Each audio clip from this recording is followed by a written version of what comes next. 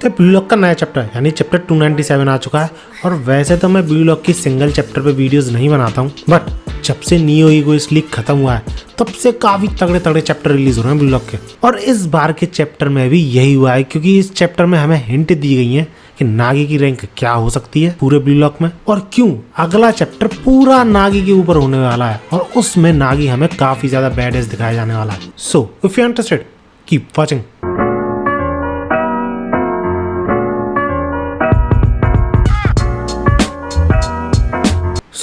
पिछली Blue Lock की video में हमने देखा था कि सागी के जीतने पे यानी नंबर 1 आने पे रिन का क्या रिएक्शन होता है, काइजर का क्या रिएक्शन होता है और बारो का क्या रिएक्शन होता है। और साथ ही साथ हमें मेंशन सिटी वर्सेस एफसी बारका का मैच भी दिखाया जाता है, जिसमें कि सारे लोग शाइन कर रहे थे एक्सेप्ट नागी एंड रियो। और पिछली वीडियो में तो मैंने यही बोला था कि रियो जो भी कुछ कर रहा है कुछ भी समझ में नहीं आ रहा। स्टार्टिंग में तो वो टीम को सपोर्ट करने की बोल रहा था सो डैट वो सर्वाइव कर सकें, बट एंड आते आते वो नागी से ये बोलने लग जाता है कि लगता है ये चीज़ हमें जमेगी नहीं, हमें खुद ही गोल करने पड़ेंगे, जो चीज़ नागी को भी समझ में नहीं आती है। और उसी चीज़ का रिएक्शन तुम इस चैप्टर में देखोगे, क्योंकि अगर तुम स्टार्टिंग से देखते हुए आए हो तो नागी गोल करने में काफ़ी ज़्यादा एक्सपर्ट है, बट रियो एक ऑलराउंडर प्लेयर है, पास भी कर सकता है, वो अच्छा खासा असिस्ट भी कर सकता है और गोल भी कर सकता है। और इन्हीं बातों के साथ इस चैप्टर की शुरुआत होती है, जिसमें कि नागी काफ़ी ज़्यादा बढ़िया समझ रहा था रियो को कि वो कितना ज़्यादा इवॉल्व हो चुका है और वो खुद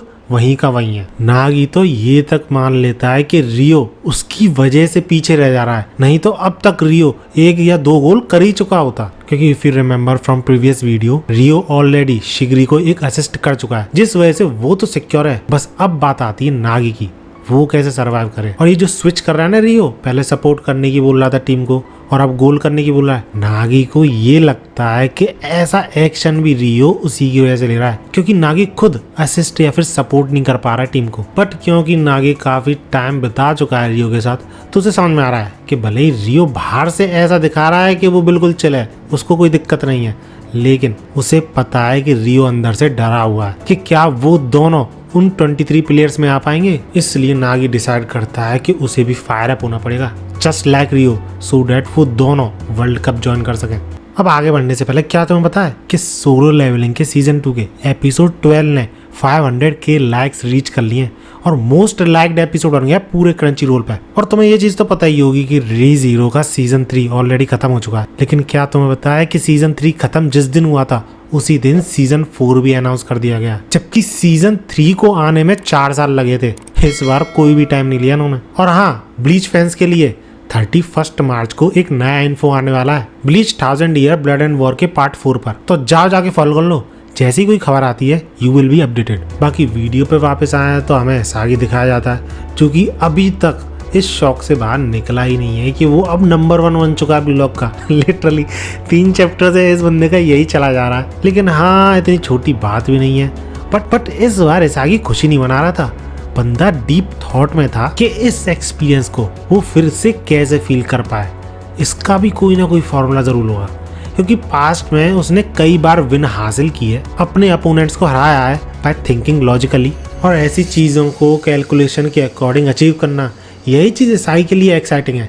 बट ये जो अभी फायर आई थी ना इसके अंदर, ऐसी फायर वो कैसे रिप्रोड्यूस करे, ये चीज़ों से समझ में नहीं आ रही है, क्योंकि ये फायर कुछ ही बार एक्टिवेट हुई है उसके अंदर, हर बार नहीं होती है, और जब एक्टिवेट होती है तो वो 100% जीतता है। बट इंटेंशनली ये फायर कैसे जगह है वो अपने अंदर की, इस चीज़ में खोया हुआ है बंदा। इतने में फिर से सीन चेंज होता है और हम देखते हैं ईगो को, क्योंकि बाकी की रैंकिंग शो करता है, क्योंकि अभी तक सिर्फ रिन और सागी की रैंकिंग शो हुई है ना। अब रिन और सागी थे तो नंबर 1 ही, लेकिन इन दोनों के बाद जो आता है वो था शीदो 3rd नंबर पर विद 160 मिलियन येन ऑफर। उसके बाद आता है बारो विद 150 मिलियन येन ऑफर। और यही पैनल, आई थिंक यही पैनल सबसे बड़ा हिंट है कि हमें आगे की रैंकिंग्स क्यों नहीं शो करी गई हैं, क्योंकि आई थिंक 4th के बाद 5th नंबर पर नागी ही आने वाला है। अब वो सब कैसे है वो तुम्हें आगे वीडियो में पता चलेगा। बट वन मोर थिंग, शीदो को बारो से ऊपर देख के आई रियली फील रिलैक्स्ड, क्योंकि यार बारो काफ़ी अच्छा प्लेयर है, लेकिन यार शीदो से अच्छा तो नहीं है। इसलिए बारो जब ऊपर चल रहा था शीदो से तो वो बिल्कुल सही नहीं लग रही थी चीज़। लेकिन इन सब रैंकिंग्स के बाद हमें जो काइजर का ऑफर दिखाया जाएगा ना, मुझे लगता है उस ऑफर को देख के ये सब लोग शॉक होने वाले हैं। खैर इसके बाद फिर से सीन चेंज होता है और हमें दिखाया जाता है मेंशन सिटी का मैच, जहाँ पर कि नागी और रियो एक साथ आगे बढ़ रहे होते हैं 1-1 पास के थ्रू। और ये दोनों पूरा ट्राई कर रहे थे कि किसी और को पास करने की जरूरत ना पड़े, क्योंकि अगर एक और गोल हुआ मेंशन सिटी हार जाएगी और साथ ही साथ शायद नागी और रियो दोनों बाहर हो जाएं। और जब ये दोनों खेल रहे थे 1-1 पास के थ्रू, तो नागी एक ही चीज सोच रहा था, पता है अपने माइंड में, कि मुझे वो नागी बनना है जो रियो चाहता है।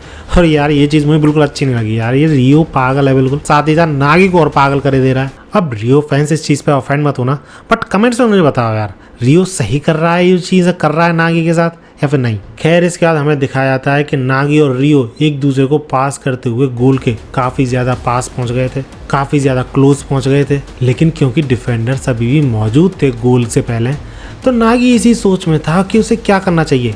रियो यहाँ पे होता तो क्या करता, और बंदा जब ये सारी चीजें सोच ही रहा होता है तो तभी बीच में कूद पड़ता है लवीनो, ये बोलते हुए that soccer is not about passing, you know। अगर तुमने सॉकर खेला है तो तुम्हें पता ही होगा, अगर सामने वाला पता कर ले तुम क्या करने वाले हो तो तुम्हारा खेल वहीं खत्म हो जाता है। इस बंदे को पता चल रही है साफ साफ नागी पास करने की कोशिश कर रहा है, तो इसलिए बंदा बीच में आ जाता है और नागी से बॉल स्टील कर लेता है, लेकिन उसे रोकने पहुंच जाता है दूसरा मास्टर यानी अपना प्रिंस। और जब ये दोनों एक दूसरे से भिड़ रहे थे तो नागी को लग रहा था कि शायद प्रिंस उसे पास करेगा क्योंकि वो ज्यादा क्लोज है, लेकिन सरप्राइजिंग चीज यहाँ पे ये होती है कि प्रिंस वहां से तुरंत ही निकल लेता है और नागी को बिल्कुल इग्नोर कर देता है, जैसे कि वो वहां पे प्रेजेंट ही नहीं है। और ये चीज देख के नागी कंप्लीटली शॉक्ड। तुमने देखा ही था कि प्रिंस का क्या रिएक्शन था नागी के स्टैट्स देख के, और ये जान के कि नागी ने कुछ महीने पहले ही सॉकर खेलना शुरू किया है, लेकिन अब प्रिंस नागी को पास ना करके पता है किसे पास करता है, रियो को। और इस चीज से रियो भी शॉक हो जाता है, क्योंकि प्रिंस के अकॉर्डिंग वो कभी भी ऐसे बंदे को पास करेगा ही नहीं जो कि खुद के आइडियल्स पे नहीं चलता। ऑफ कोर्स नागी की बात हो रही है यहाँ पे। और जब प्रिंस रियो से चिल्लाते हुए बोलता है कि तुम्हें स्कोर करना है तो जाओ जाके स्कोर करो और मुझे अपना फ्यूचर दिखाओ, तो आई डोंट नो व्हाई रियो के अंदर आग जलने लग जाती है। बंदे का सारा फोकस गोल करने पे चला जाता है और वो ओटोया के अगेंस्ट में उसी का मूव कॉपी करके एक बहुत तगड़ी किक के साथ गोल कर देता है।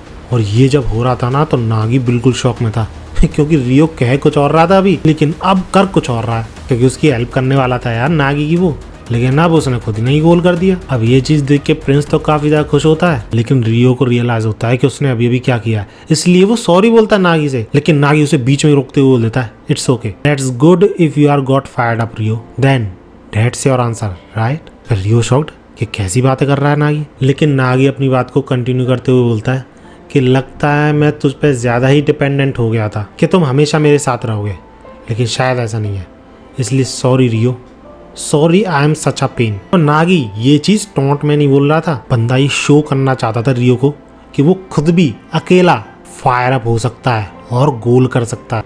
और सही में यार मैं ऐसी मूवमेंट का इंतजार कर रहा था, काफी ज्यादा चैप्टर्स ले लिए इस मूवमेंट ने, लेकिन फिर भी तुम सब लोग मुझे बताओ 2-2 का स्कोर हो चुका है, यानी अगला गोल जो करेगी टीम वही जीतेगी। और नागी के ऐसे स्टेटमेंट के बाद तुम्हें क्या लगता है कौन जीतेगा, FC बारका या फिर मेंशन सिटी?